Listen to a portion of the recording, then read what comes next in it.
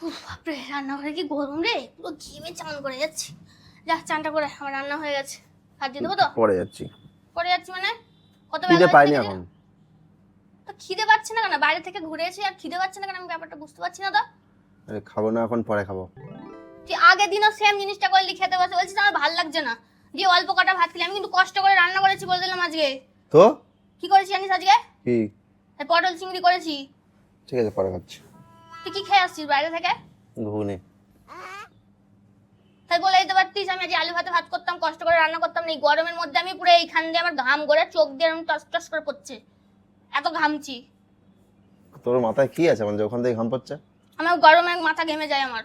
তো রান্নাঘরটা দেখতে যায় না কিরকম গরম, ভ্যাপসানি হয়ে আছে। আমি খাবো না এখন। মাছ নিয়ে আসার পর বাইরে থেকে ঘুগনি খেয়ে আসবে, চা খেয়ে আসবে, বিস্কুট খেয়ে আসবে। এত খাচ্ছি না, পরে খেয়ে নেবো। কি জ্বালা, তুই খেয়ে নে না এখন, যা। আমার খিদেতে পেট চকচক করছে, আর তুই বাইরে থেকে খেয়ে এসে পরে খাবো। কালকে বলে কি, কালকে মাছ নিয়ে এলি, বেশ করলে গিয়ে কি কমে সব রান্না করলাম, 2-3 রকমের পদ রান্না করলাম, খেতে বসে বলছিস টেস্টি লাগছে না। পেটে ঠেল থাকলে কি করে টেস্টি লাগবে? আরে বাবা, আমি বলছি আমার এখন খেতে ভালো লাগছে না। নাই লাগতে পারে, তা তোর যখন 2 দিন ধরে মানে ভালো লাগলে খেতে হবে। আমি কষ্ট করে রান্না করলাম, কে খাবে?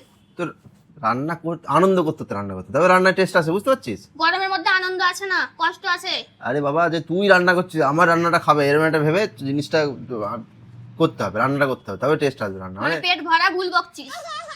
আরে বাবা, আমি বলছি কি, রান্নাটা একটা আর্ট, ঠিক আছে? তো যখন আর্টিস্ট কোনো কাজ করবেন ঠান্ডা মাথায় করতে হ্যাঁ, হবে। আমাকে আর্টিস্ট বানিয়ে দিয়ে আমি আর্টিস্ট শুধু রান্নাই করে যে আমার দাম দিতে হবে না, তাই তো? আমি কষ্ট করে শুধু করেই যাব।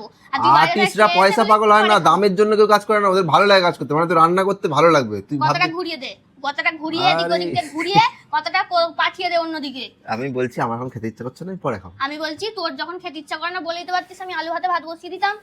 আমাকে তো 1 ঘন্টা রান্না করে বসে থাকতে হতো না। মাছ ছাড়িয়ে ভেজে পটল তো ওইসব করতে কত টাইম লাগে জানিস? জানিস তো বাবা। পটল চিংড়ি করতে কত টাইম লাগে? পটলটা ভাজতেও টাইম লাগে, আলু তুই ভাজতেও আগে টাইম লাগে, শোন। চিংড়ি মাছ ভাজতেও টাইম তুই লাগে। খাওয়ানোর জন্য আগে ঝগড়া করবি, আগে বলবি, ঝগড়া করবি না, আগে বলবি যে খাওয়ার পরে আবার জিজ্ঞেস করবি আচ্ছা বল তো কেমন হলো।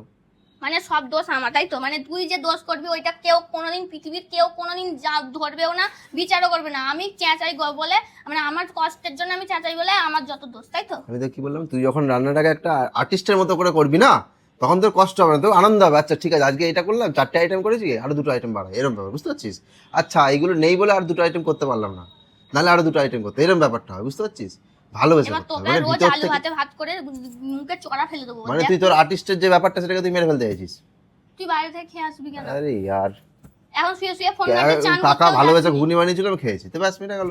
তো বলিসনি কাকাকে, বলিসনি আমার বউ ভালোবেসে রান্না করছে ঘরে, এখন না, খাবো না, কাকা তো সন্ধ্যেবেলা টাকা দিয়ে খাবো। বিক্রি করেছে, কাকা টাকা দিয়ে বিক্রি করেছে।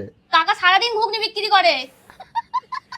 ওটাই তো দুপুরে ভাত খাওয়ার আগে তো না, খাবারটা কোনো যুক্তি নয় এটা। রাত্রিরেও তো খাওয়া যেত, আমাকে নিয়ে গিয়ে দুজনে একসাথে খাওয়া যেত তো।